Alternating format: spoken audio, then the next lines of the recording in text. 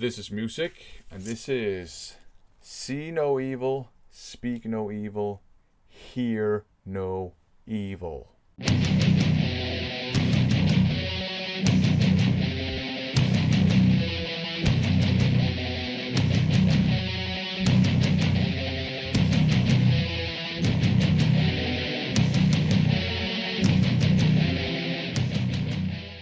Marc G with a C has reached 2,000 subs. It's well deserved. If you don't know Marc G with a C, he runs a channel here on YouTube. It's a vinyl community channel, and it's all about that filthy, nasty, dirty, horrible death metal. And Marc G with a C was one of the people that inspired me to start making my own vinyl community videos. And his content is just fantastic. He's passionate about that filthy, dirty, horrible underground death metal music. He's very friendly as well, very supportive in his comments, and very polite, and basically subverts any stereotypical expectations you might have of fans of filthy, dirty, horrible death metal. He's launched a contest to celebrate the 2,000 subs. The theme is See No Evil, Speak No Evil, Hear No Evil. So the See No Evil part is basically show 2 albums that look amazing, so with fantastic cover artwork. The Speak No Evil part is show 2 albums that you just don't want to hear anybody say anything bad about. And the Hear No Evil part is show 2 albums that you have heard either Marc talk about in one of his videos, or you've heard somebody else talk about in a vinyl community video, and they're now part of your collection. So let's get down to business. Now, Marc loves his death metal, and he showed Left Hand Path by Entombed. So I figured, in just to honor that, I'm going to show Clandestine by Entombed. This fantastic piece of abstract, kind of dark, disturbing landscape themed cover artwork here. Just amazing. And this is also in recognition of Entombed being one of the bands that got me into death metal. I struggled a lot with death metal when it came out, but bands like Entombed, Death, Obituary, Cemetery, they helped me get into death metal. And again, fantastic cover artwork. Okay, up next, something a little bit different, because awesome cover artwork can also be kind of funny, like we see here with Are You a Rebel by Acid Drinkers. So this is more cartoonish, and there are lots of funny and raunchy and weird details going on here. So you can actually kind of, almost like lose yourself in looking at this while listening to the music. The music is thrash metal, kind of crossovery, but more technically proficient than you might expect. And here it says, warning, contains lyrics that may offend.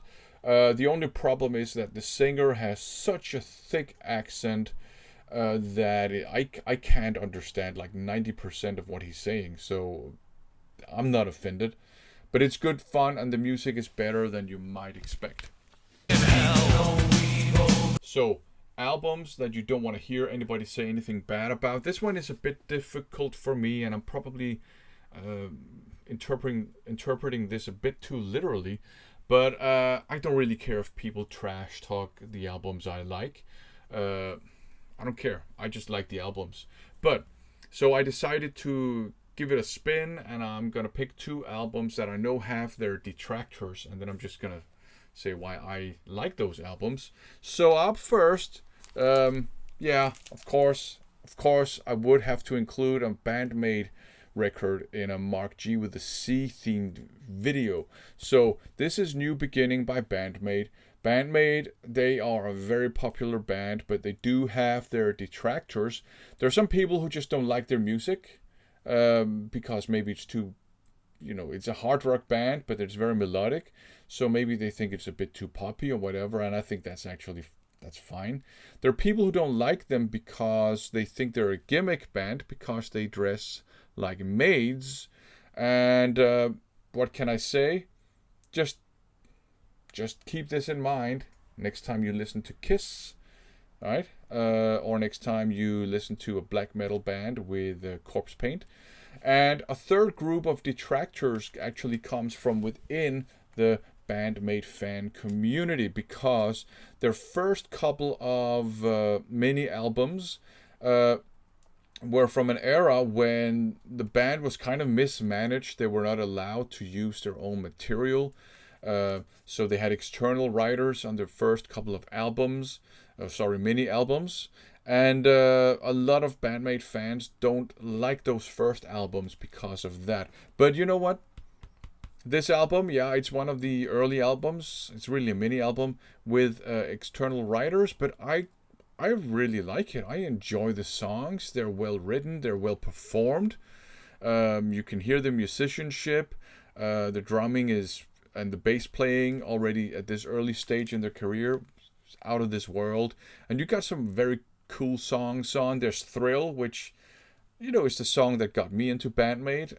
You have Real Existence. You have Price of Pride. There are lots of really awesome songs on here. So I like this album. You can trash talk it if you want to, but it's not going to change my opinion. Back into more Marc G with a C friendly territory. Carcass, Necroticism, Descanting the Insalubrious. So Carcass, pretty much all their albums from this one and onwards have their detractors, because they move further and further away from their early grindcore style. There are still lots of blast beats and stuff on here, but there are a lot of people who don't like this because it's a death metal album and not a grindcore album. But to me, this is almost a perfect death metal album. There are lots of awesome riffs on here. The songs are progressive in my opinion, but they're not overly technical. The vocals are just, the way they should be.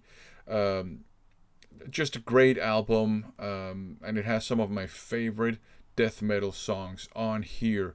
The only thing, ironically, I'm gonna speak evil about this. No, the only minor gripe I have is their sound bites in the beginning of every song, and I would like the songs to just begin. But I get the point. They're kind of atmospheric and set the scene, because it's about killing people and and body horror and all that stuff. But this is a fantastic death metal album. It has its detractors because it's not a grindcore album. I don't care. I like it. You're not gonna change my opinion. So there you go.